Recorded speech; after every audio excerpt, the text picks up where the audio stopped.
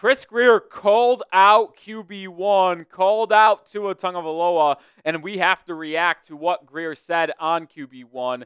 I am Nic Rohloff. This is Dolphins Today by Chat Sports. We'll talk about everything said on Tua coming out of the press conference of Mike McDaniel and Chris Grier on Tuesday afternoon. And let's just jump right into what Grier said about Tua.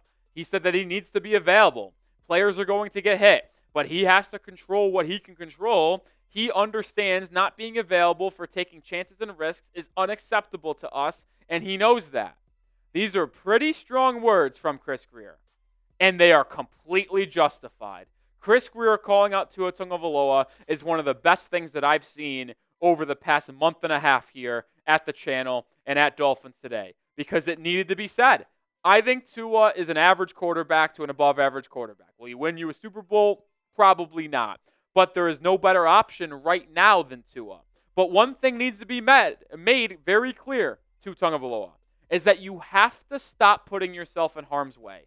It is clear it's not your fault that you simply are not built to sustain a lot of big hits in the NFL based off his hip issues at Alabama, the hip issues to end the season this year, and the concussion symptoms and multiple concussions that have arisen over his first 5 years in the NFL. He's not built to take these hits from bigger defensive linemen and linebackers. So you have to do a better job and be more aware of your surroundings where you are on the football field to keep yourself on the field. Because the Dolphins, without you, cannot win football games consistently. And I like that Chris Grier called out Tua. And we'll talk more about this in today's show. But I want to make sure you follow me over on Twitter/X. @Nic_Rohloff is my handle. Talking about the Dolphins every single day. You'll find coverage on news, rumors, reactions to quotes like this, Dolphins highlights as well. We are getting close to 1,400 followers. Go give me a follow, 46 away. Help me out. I think it's very clear that I am not the biggest advocate for Chris Grier. I can't really stand him. I hope he's not the GM much more longer. I didn't want him for this upcoming offseason in 2025, but he's back. It is what it is. Hopefully he makes the right decisions. But I will agree with him here. He is absolutely correct in his remarks on Tua Tagovailoa, because since Tua has become the official starting quarterback from day one of the season to the final day of the season, he has been unable to stay on the football field. I am excluding his rookie season because he did not start the year. Shout out Ryan Fitzpatrick. But since 2021, as the pure starter, he has played one full season. That came in 2023. He played 17 games. Played 13 in 2021, 13 in 2022, and only 11 this year. So he has missed at least 3 games every single, or 3 of the 4 years of his NFL career. It's just flat out unacceptable. And I was hoping that what happened in 2023, where he played all 17 games, led the league in passing, was what was going to come here in the future. I was wrong. I thought he was going to bounce back and have back-to-back years where he played all 17 games, was in the lead for passing in the NFL. But he wasn't. And I think it's very clear that he is just an injury-prone guy. And that is the issue here with Tua. Because if your quarterback that you are allotting $40+ million to per season is not able to be on the field, 40, how about $50 million, right? Like 4-year deal, $212.3 million. If that guy cannot stay on the football field, you will not be able to win because you're spending a lot of money for him to not play games when that money could be used elsewhere, right? It's unacceptable for Tua to be missing these games, and I'm glad Chris Grier made a public statement telling basically Tua and the world that he needs to be better at not getting hit and sliding when scrambling outside of the pocket. Chime in for me. How concerned are you about Tua Tagovailoa as the QB1 of the Miami Dolphins and his injury history? Scale it for me 1 to 10 down in the comment section. I'll go 6.5.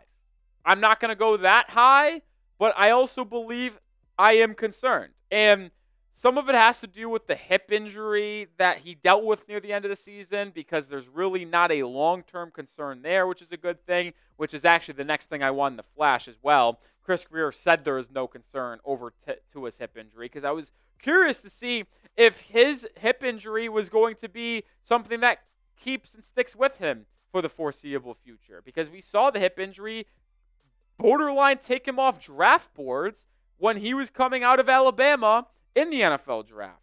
But that being no concern long-term is good news, which is why my concern for Tua is only at a 6.5. I do think there is a legit concern, though, and the guy still has to be able to play football because I like the way he anticipates. I like his accuracy. Yes, the limitations in terms of his health and his arm strength are abundantly clear. But can you stay on the football field? Because I would argue the number one thing in importance for a quarterback in the NFL is availability. And that might be Tua's worst asset as an NFL quarterback. Has to be better, and I'm glad Chris Grier called him out. And coming up in just a second, could Miami look to move off of Tua Tagovailoa in the near future? Before we get into that, though, we are sponsored by Prize Picks, the number one daily fantasy sports platform out there. Prize Picks is the number one way to play daily fantasy sports. And as we get to the postseason, take advantage of only a couple weeks left of football action, which is the best place to win cash while watching the postseason. You can now win up to 1,000 times your money on Prize Picks. All you do is pick more or less on at least two players, and you have a shot to win up to 1,000 times your money. Prize Picks also offers weekly promotions that can lead to big payouts like Taco Tuesday. Each Tuesday, Prize Picks discounts select player projections up to 25% to provide even more value for your lineups. Think Lamar Jackson will have more than 250 passing yards, more than C.J. Stroud 14.5 rushing yards. You can play Prize Picks any way you want. And for this weekend in football postseason, I got a two-player entry here. More than C.J. Stroud, that 14.5 rushing yards I just mentioned. More than Cortland Sutton, 64.5 receiving yards. Two-player entry. You can play any way you want. Power play, flex play. It is the best way to play daily fantasy sports. So download the app and use code CLNS to get $50 instantly after you play your first $5 lineup. One more time, download the app and use code CLNS to get $50 instantly after you play your first $5 lineup. It's guaranteed. You don't even need to win the $5. Shout out to Prize Picks. Run your game. All right, when we talk about potentially moving on from Tua as the quarterback one of the Miami Dolphins organization, I want to make this very clear for the fans that want Tua gone. He will be the quarterback in 2025. There is absolutely no question about that. And it's probably very likely he will be your quarterback in 2026. But there is no guarantee beyond that. This upcoming season, 2025, is the first year of that 4-year contract extension Tua signed last offseason. You probably can't get out of it until you are 2 years in. You can get out of it after 2026. And I know some people will say, well, if you trade Tua, well, they can just take the contract. No one's going to trade for Tua. Like, if you are trading Tua, that means that you don't want to employ him, which means other teams aren't going to want to employ him, right? So when you think about moving on from Tua, you have to wait until the dead money is not that high, which is probably after 2026. So Tua, McDaniel, Chris Grier, they will lead this team in 2025. We'll see what happens in this upcoming season, and that will ultimately impact what happens in 2026. But I would likely project that Tua is the still starting quarterback for the 2026 season, regardless of who your head coach GM combination is. But that head coach GM combination did say the Dolphins will address the backup quarterback spot better in this upcoming offseason, which makes me very happy. Grier said on Tuesday that every stone will be overturned on backup quarterback, whether it's the NFL draft or NFL free agency, which brings a smile to my face because, boy, I don't think they've done a good job of that over the past 3 or 4 years when Tua Tagovailoa has consistently missed games. And I think Grier understands now that a backup quarterback needs to be a priority for the Miami Dolphins this offseason, which is why you subscribe, because we are 116 away from 67,000, and we will have you covered on everything surrounding this football team. News, rumors, still doing weekly live shows. We'll be live during the free agency period. We'll be live during the draft. Join the channel for the number one offseason coverage around the Miami Dolphins.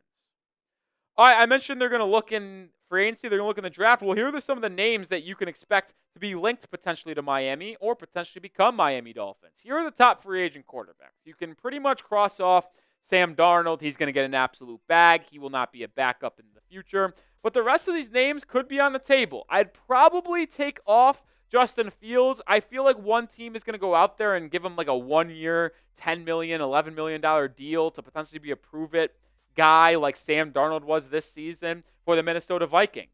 But Heineke, Brissett, Wentz, Jones, Jameis, Rudolph, Dalton, lock, could all be options for the Miami Dolphins. You also have to bring in the possibility of Huntley returning, as it's been widely reported that Huntley has been talked about as an option to be competing for the backup role next year.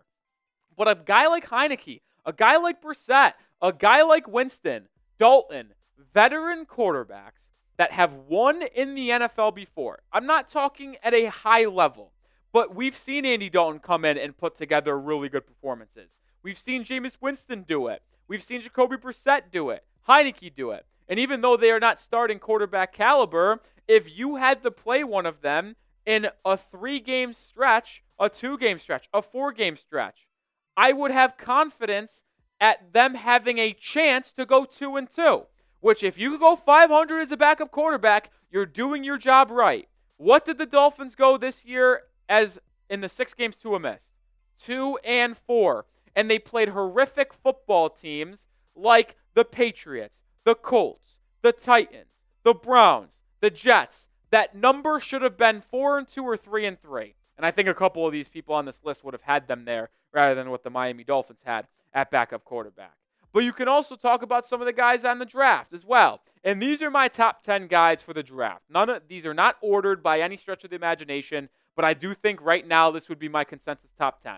Shedeur Sanders and Cam Ward are the top 2. Cross those 2 off the list. They're probably going to go top 5 and top 10 in the draft, and the Dolphins will not be drafting one of them. So I know some fans want to keep Ward in the 305. Simply not going to happen. Jalen Milroe is a day 2 option for the draft. I'm interested about Jackson Dart. I really am. I'll be intrigued to see how he rises in the draft process. Dart is someone I'd love to draft in maybe the 3rd round. Maybe you can convince me in the 2nd round pick, but I have a belief that he might ultimately rise at the end of the 1st round. Quinn Ewers has yet to declare, but sources have indicated to me that there's an 85% chance he goes to the NFL after Texas concludes their season. Carson Beck, McCord, Gabriel Leonard, and Will Howard will be all day 2 and day 3 options for the Finns potentially in the draft. So those are interesting guys that I would have in mind. Specifically, a Carson Beck, who was a projected 1st-round pick coming into this year, has an injury, has a down season. Could he be a developmental guy for the Miami Dolphins? It's certainly interesting. But before I give you what my thought process is on the backup quarterback position in 2025, should the Dolphins sign or draft a quarterback to be Tua's backup in 25? Because Tua's going to be the quarterback. So how should they address the backup spot? Should it be a draft pick, type D, or should it be a signee in NFL free agency, type your S's? I'll tell you this. I'm typing my S and D's. Why not both, folks? I think it would really benefit Miami to do both. Why not carry 3 quarterbacks in 2025? I think it's worth it. Tua is injury prone enough that it makes sense to have multiple guys behind him. I think the best course of action for the Miami Dolphins is to sign a quarterback in free agency. Whether it's a Drew Lock, whether it's a Jameis Winston, whether it's a Taylor Heineke type of guy, where you can get him for 1 year, $5 million, $4 million to be that backup. But then also draft one on day 2.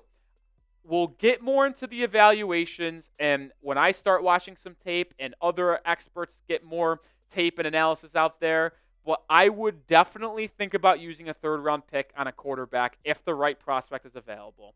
The Dolphins could potentially have 3 3rd-round picks this year. They have their own, plus they are likely to get 1 comp pick for Robert Hunt, and we'll see on the Christian Wilkins comp pick. It could be a 3rd, it could be a 4th rounder, depending how the formula plays out. But there's going to be multiple 3rd-round picks for Miami. And why wouldn't they use one of them potentially on a QB? Like I mentioned, Carson Beck, Jackson Dart, one of them's available in the 3rd round, and the grade's high enough, I would be all in on bringing in one of these guys to be a developmental guy, to be a potential backup. But as well, maybe if they look that good in preseason, in practices, in training camp, maybe they could take over for Tua in 1 or 2 years, like we mentioned, when they could get out of their contract. So I think drafting a quarterback in the 3rd round or early day 3 in the 4th round makes a ton of sense, even if you sign a quarterback during the 1st week of March.